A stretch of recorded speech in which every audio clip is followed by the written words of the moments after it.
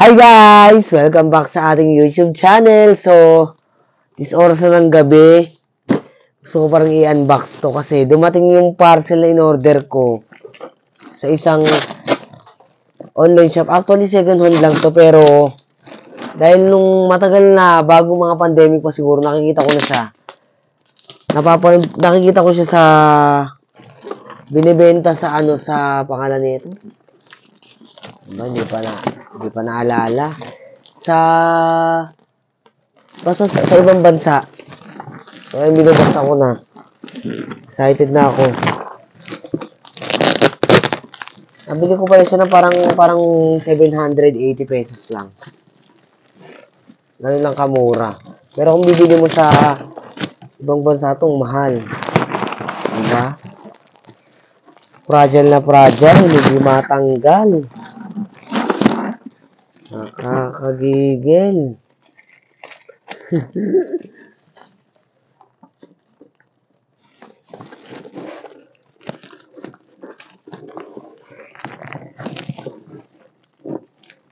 Yan. Siya matanggal. Actually, kanina ko pa siya gusto buksan kaso kasi sabi ko baka mamaya may ibang laman. I mean, baka nadagdagan nung seller. Iba yung nakita ko sa picture pero sana same. Parang hindi naman sayang, no? Kung napanood yung Camp Coral na episode ng SpongeBob, parang nandun to. Gigigil na ako.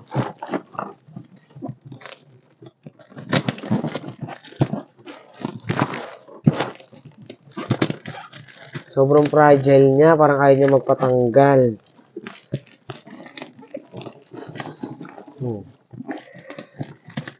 So, wait lang ha.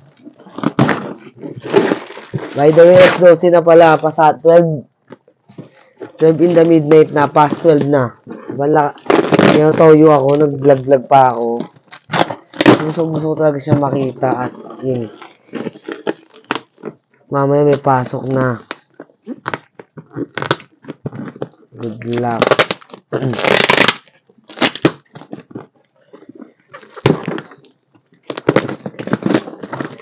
Yun, tinama ako for the go ang person eh. Kahit na gabi na, for the go pa din. Na, hindi mo patanggal.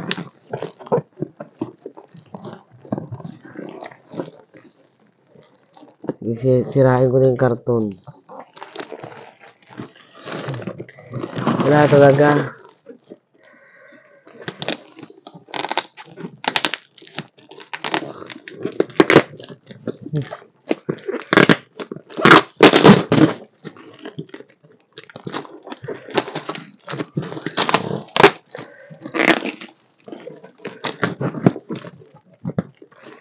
Para sa kinabukasan, para sa bayan, sirain natin yung karton. Sige, B.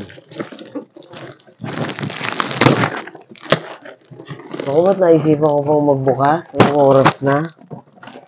Yan na guys. Kunti na lang. Yan guys. Ewan ko lang kung mahahatak natin siya. Sana mahahatak natin.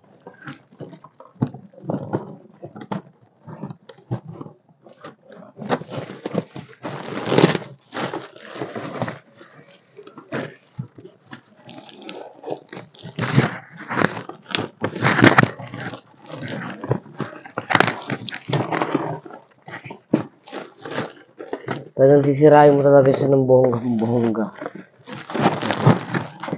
Ayaw niya talaga magpabukas. Okay, so para siyang bus na ginamit sa Camp Coral episode. Eh, nabili ko lang siya worth 780 pesos. Pero kung sa ibang bansa mo bibilin to, baka nasa 5,000. Wala pa yung shipping fee doon ah. Baka masira ko na siya. Yung karton ang hirap buksan.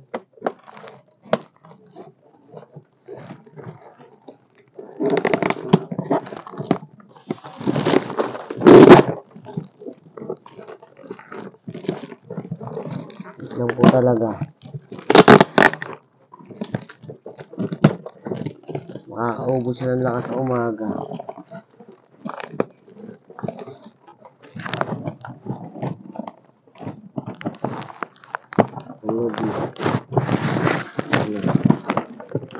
Ano banda ka mapakuso? Ayan. Ito siya.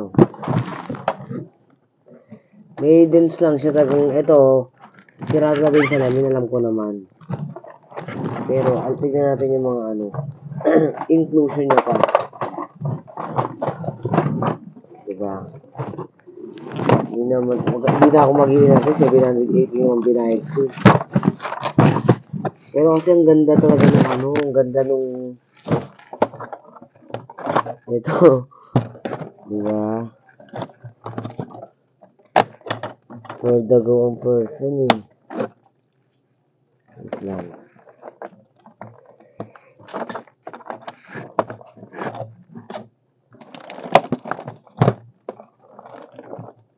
For sure, pandi-display ko lang talaga to.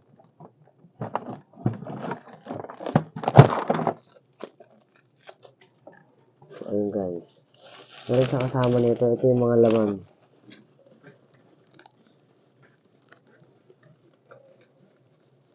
Si SpongeBob.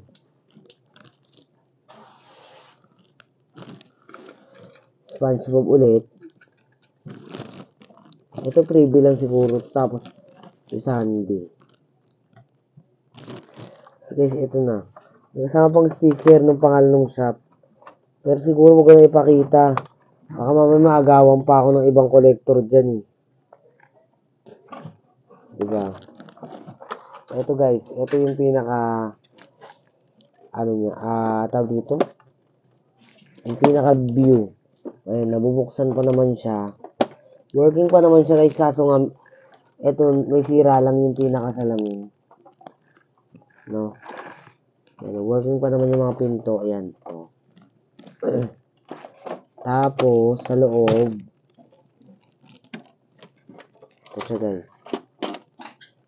May mga lutuan, may kusina, may CR, may bedroom.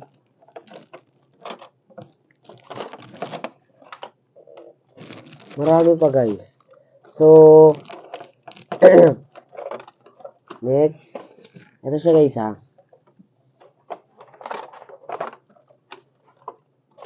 And then, itong isa. SpongeBob Bunny. Ngayon lang ako nagkaroon ng gantong stop toys na SpongeBob. Ito naman guys, nabili ko siya worth 99 pesos. O guys, may etiketa pa siya ha. O legit na legit. O original. Di katulad ng kaibigan mo peke. O ayan o. Pwede siyang ipang keychain, pwede siyang ipang display. Diba ang cute? Bunny. Tapos may preview pa siyang aso. Okay, so ito na po nagtatapos ang aking vlog ngayong araw na wala namang kakwenta-kwenta. No, pinahirapan lang tayo mag-unbox. Pero anyway, gumagana pa pala itong mga bintana. Anyway, sobrang saya ko kasi nabili ko to siya. Tignan mo, Happy Campers. Kahit di ako mukhang masaya. No?